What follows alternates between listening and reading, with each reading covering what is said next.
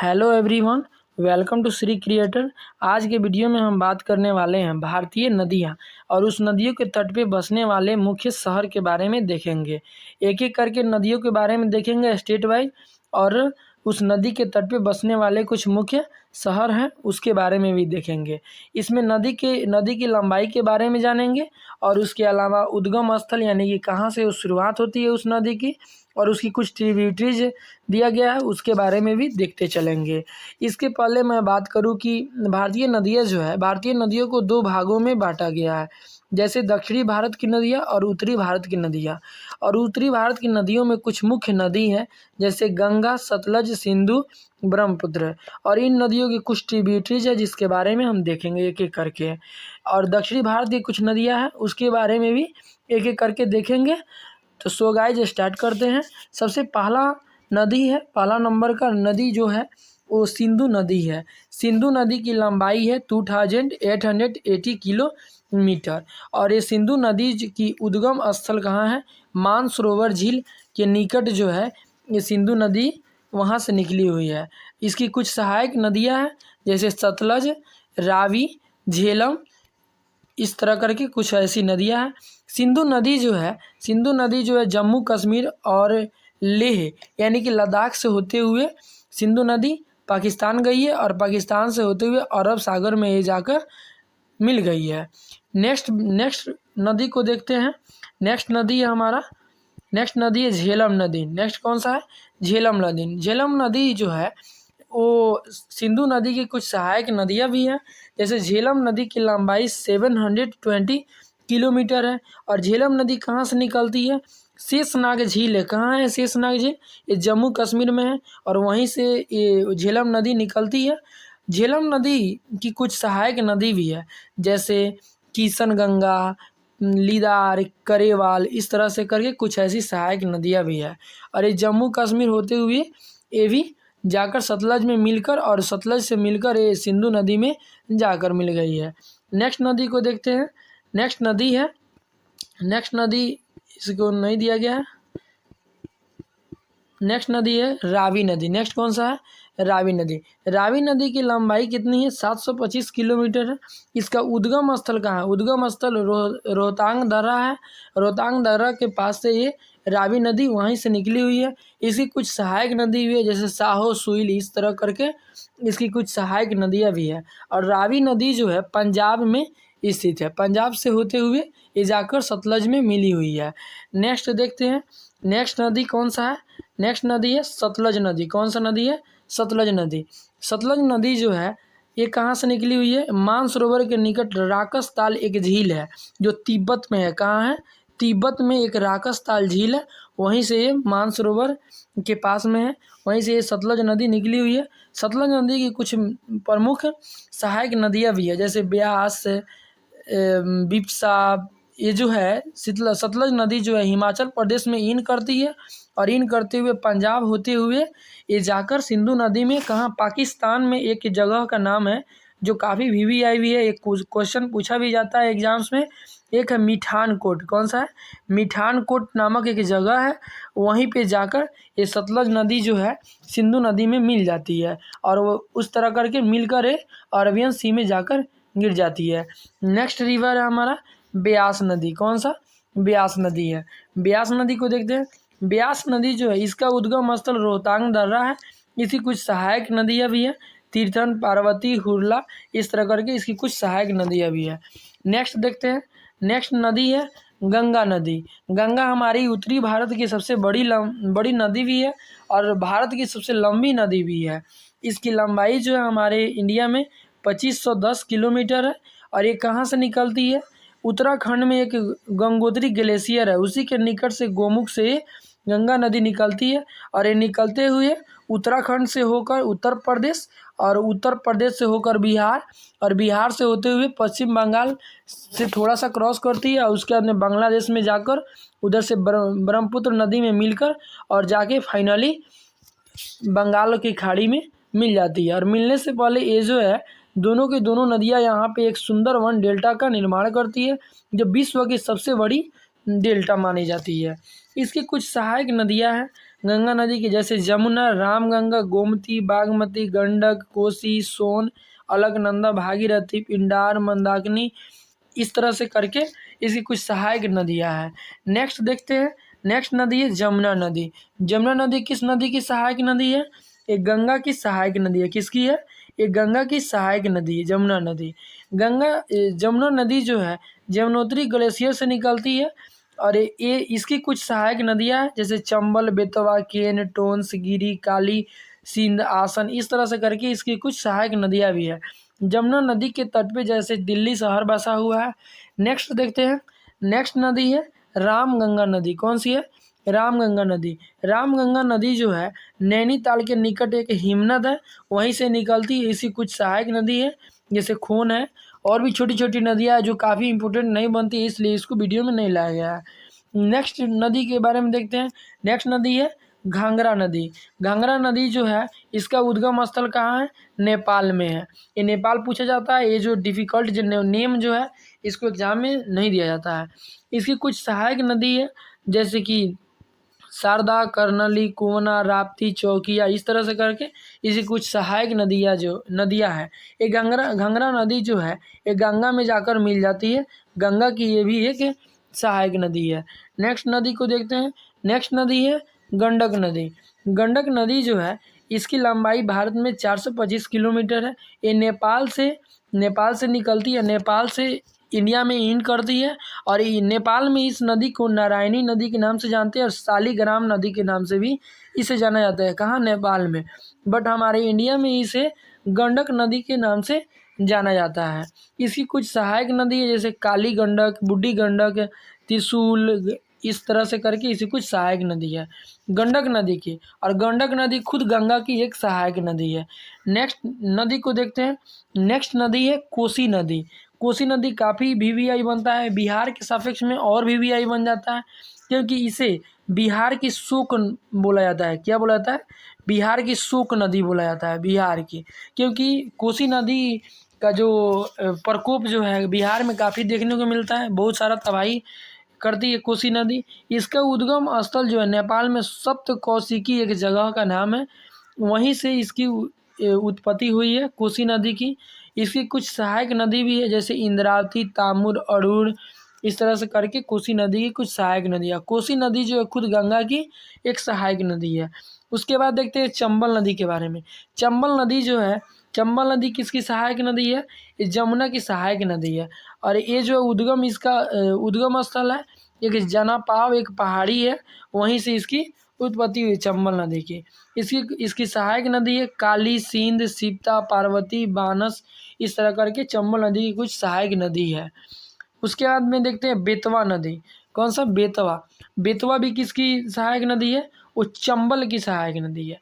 उसके बाद में देखते हैं बेतवा नदी जो है ये भोपाल के पास उबदुल्लागंज जो है उसी के पास से बेतवा नदी निकली हुई है। और बेतवा नदी जो है मध्य प्रदेश से इसका उद्गम स्थल है, वहीं से निकली हुई है। उसके बाद में देखते हैं सोन नदी के बारे में।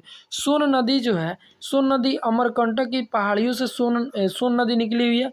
और सोन नदी जो है बिहार में आकर गंगा में ये मिल जाती है। ये भी गंगा की सहायक नदी है सोन नदी, काफ़ी फेमस है, एग्जाम्स में बहुत वीवीआई ये भी है सोन नदी। इसकी सहायक नदी है रिहंद और कुन्हड़, इसकी सहायक नदी है। नेक्स्ट नदी को देखते हैं। नेक्स्ट नदी जो है दामोदर नदी है।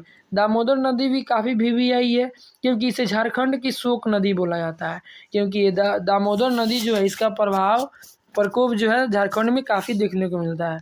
इसका उद्गम स्थल जो है छोटा नागपुर पठार के दक्षिण पूर्वी हिस्से में इसका उद्गम स्थल है, वहीं से निकली हुई है दामोदर नदी। इसकी कुछ सहायक नदी है, जैसे कोनार, जमनिया, बराकर, ये जो झारखंड और पश्चिम बंगाल में प्रवाहमान है। नेक्स्ट देखते हैं।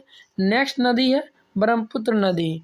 ये भी बड़ी नदियों में से एक मानी जाती है। ब्रह्मपुत्र नदी जो है इसकी उत्पत्ति जो है तिब्बत यानी कि मानसरोवर झील के पास इसकी भी उत्पत्ति हुई है। मानसरोवर झील के पास तिब्बत जो है, तिब्बत में इसकी उत्पत्ति हुई है। इसको जो है तिब्बत में सांगोपो के नाम से जाना जाता है। किस नाम से जाना जाता है? सांगोपो के नाम से जाना जाता है। और ये तिब्बत से होते हुए जैसे ही अरुणाचल प्रदेश में इन करती है, तो अरुणाचल प्रदेश में इन करने के बाद यहाँ पे एक महागौर्ज है। महागौर्ज का मतलब होता है खड्डा, महाखड्डा है। और उस खड्डा में यानी कि दिहांग एक जगह भी है, दिहांग एक नदी भी है, वहीं पे गिरती है। और वहाँ से गिरने के बाद में अरुणाचल प्रदेश से होते हुए आसाम, और आसाम में इन करने के बाद में बांग्लादेश में मिलकर, और इधर से गंगा नदी आती है, गंगा में मिलकर ये फाइनली बे ऑफ बंगाल यानी कि बंगाल की खाड़ी में मिलकर सुंदरवन डेल्टा का निर्माण करती है। इसकी कुछ सहायक नदी जैसे घनश्री, कपिली, सुनश्री, मानस, लोहित, इस तरह करके इसकी कुछ सहायक नदी भी है। नेक्स्ट नदी को देखते हैं, महानदी। नेक्स्ट नदी कौन सी है? महानदी है। महानदी जो है इसकी उद्गम स्थल कहाँ है? छत्तीसगढ़ में। ये रायपुर जो है छत्तीसगढ़ की राजधानी है रायपुर, उसी रायपुर से निकली हुई है महानदी। महानदी ज़्यादा फेमस क्यों है? क्योंकि इसी नदी पे हीराकुंड बांध बनाया गया है, हीराकुंड डैम बनाया गया इसी नदी पे, ठीक है। इसकी भी कुछ सहायक नदी है जैसे ब्राह्मणी, बैतरणी, हसदेव, सियोनाथ, ईव, इस तरह करके इसकी कुछ सहायक नदी है। महानदी जो है छत्तीसगढ़, मध्य प्रदेश, उड़ीसा तीनों स्टेट में प्रवाहित होती है। उसके बाद देखते हैं, उसके बाद वाला जो नदी है वैतरणी नदी है। कौन सी नदी है? वैतरणी। वैतरणी नदी जो है केओंझार पठार से निकली हुई है, और केओंझार पठार कहाँ है? उड़ीसा में है, उड़ीसा से ये निकली हुई है। नेक्स्ट नदी है स्वर्णरेखा। स्वर्णरेखा नदी जो है छोटा नागपुर के पठार से निकली हुई है, और स्वर्णरेखा नदी जो है उड़ीसा में, झारखंड और पश्चिम बंगाल तीनों स्टेट में प्रवाहित होती है। नेक्स्ट नदी को देखते हैं। नेक्स्ट नदी है गोदावरी नदी। गोदावरी नदी दक्षिणी भारत की गंगा के नाम से जानी जाती है ये नदी, और ये भी काफ़ी वीवीआई भी है। ये कहाँ से निकली हुई है? नासिक की पहाड़ी से गोदावरी नदी निकली हुई है। इसकी भी कुछ सहायक नदी है जैसे पेनगंगा, वर्धा, वेनगंगा, इंद्रावती, इस तरह करके कुछ मुख्य सहायक नदियाँ हैं। गोदावरी नदी जो है महाराष्ट्र और कर्नाटक, आंध्र प्रदेश से तीनों स्टेट से गुजरती है। नेक्स्ट नदी को देखते हैं। नेक्स्ट नदी जो है कृष्णा नदी है। कौन सी है? कृष्णा नदी है। कृष्णा नदी जो है इसका उद्गम स्थल महाबलेश्वर के निकट में है। महाबलेश्वर एक जगह है, यहीं से कृष्णा नदी निकली हुई है। कृष्णा नदी की भी कुछ सहायक नदी है जो एग्जाम्स में काफ़ी पूछी जाती है। कोयना, येरला, वरना, पंचगंगा, दूधगंगा, घाटप्रभा, मालप्रभा, भीमा, तुंगभद्रा, मूसी, ये कुछ फेमस इसकी ट्रिब्यूटरी जगह कृष्णा नदी की। इसके बाद में कृष्णा नदी जो है महाराष्ट्र में कर्नाटक और आंध्र प्रदेश से होकर गुजरती है। गुजरते हुए जाकर गोदावरी और कृष्णा डेल्टा का निर्माण करती है बे ऑफ बंगाल में। उसके बाद देखते हैं कावेरी नदी। कावेरी नदी के बारे में देखते हैं। कावेरी नदी जो है इसका उद्गम स्थल ब्रह्मगिरी, केरकारा के निकट एक ब्रह्मगिरी है, वहीं ब्रह्मगिरी जो है कावेरी नदी का उद्गम स्थल है। इसकी भी कुछ सहायक नदी है जैसे अमरावती, शिमला, ये स्वर्णवती, लोकपावना, हेमावती, भवानी, ये सब इसकी सहायक नदी है। उसके बाद में देखते हैं कावेरी नदी जो है कर्नाटक में और तमिलनाडु में ये होकर गुजरती है। उसके बाद में देखते हैं एक है नर्मदा नदी। नर्मदा नदी जो है, नर्मदा नदी ये भी काफ़ी फेमस है। इसकी उद्गम स्थल जो है अमरकंटक की चोटी है, अमरकंटक से ये निकली हुई है। और इसकी एक सहायक नदी, एक नहीं बहुत सारी है, तावा, सिर, कुछ और भी करके है, लेकिन ये ज़्यादा इम्पोर्टेंट नहीं है सहायक नदी। इसके बारे में सबसे अच्छा और एक वीवीआई टॉपिक है कि नर्मदा नदी जो है पश्चिम दिशा की ओर यानी कि पूरब दिशा से पश्चिम दिशा की ओर बहने वाली एक ये नदी है, और एक इसके साथ साथ एक तापी नदी है। कौन सी है? तापी नदी है। और अरबियन सी में गिरने से पहले ये एस्चुरी का निर्माण करती है। एस्चुरी का ये नर्मदा नदी और तापी नदी दोनों के दोनों एस्चुरी का निर्माण करती है। नेक्स्ट नदी को देखते हैं। नेक्स्ट नदी जो है, सॉरी दोस्तों, नेक्स्ट नदी तो नहीं है, इसमें कुछ हम देख लेते हैं जैसे कि कुछ ऐसी नदियां हैं और उस नदियों के तट पे कुछ शहर बसे हुए हैं जो कि काफ़ी एग्ज़ाम के अनुसार, एग्ज़ाम के अकॉर्डिंग काफ़ी वीवीआई भी है। जैसे हम देखते हैं आगरा शहर जो है यमुना नदी के तट पे बसा हुआ है। अहमदाबाद गुजरात में है जो साबरमती नदी के तट पे बसा हुआ है। इलाहाबाद जो है जिसका अब नाम बदल दिया गया है, जैसे इसका नाम है अभी प्रयागराज। क्या है? प्रयागराज इसका नाम है। ये जो है गंगा जमुना के संगम स्थल, यानी कि जहाँ पे गंगा और जमुना दोनों एक जगह मिली हुई है, उसी नदी के उसी पॉइंट पे ये उसी जगह पे इलाहाबाद यानी कि प्रयागराज जो है बसा हुआ है। उसके बाद में अयोध्या शहर जो है सरयू नदी के तट पे बसा हुआ है। बद्रीनाथ जो काफ़ी फेमस है धार्मिक दृष्टिकोण से, बद्रीनाथ जो है अलकनंदा नदी के किनारे बसा हुआ है। बरेली जो है रामगंगा नदी के किनारे बसा हुआ है। आगे देखते हैं आगे जो है कटक एक शहर का नाम है। कटक शहर जो है महानदी के किनारे बसा हुआ है। महानदी यानी कि छत्तीसगढ़ में कटक है। उसके बाद में देखते हैं दिल्ली जो है जमुना नदी के किनारे बसा हुआ है। डिब्रूगढ़ जो है ब्रह्मपुत्र नदी के किनारे बसा हुआ है। फिरोजपुर ये भी एक शहर है जो सतलज नदी के किनारे बसा हुआ है। गुवाहाटी एक शहर है जो ब्रह्मपुत्र नदी के किनारे बसा हुआ है। हरिद्वार भी एक शहर है जो धार्मिक दृष्टिकोण से काफ़ी फेमस भी है। ये जो है गंगा नदी के तट पे बसा हुआ है। हैदराबाद जो है मूसी नदी के तट पे बसा हुआ है। मूसी नदी जो है कृष्णा नदी की सहायक नदी भी है। आगे देखते हैं जबलपुर ये भी एक शहर है जो कि नर्मदा नदी के तट पे बसा हुआ है। जमशेदपुर एक स्वर्ण रेखा नदी के किनारे बसा हुआ है। जौनपुर गोमती नदी किनारे बसा हुआ है। कानपुर जो है ये गंगा नदी किनारे बसा हुआ है। कोलकाता हुगली नदी किनारे।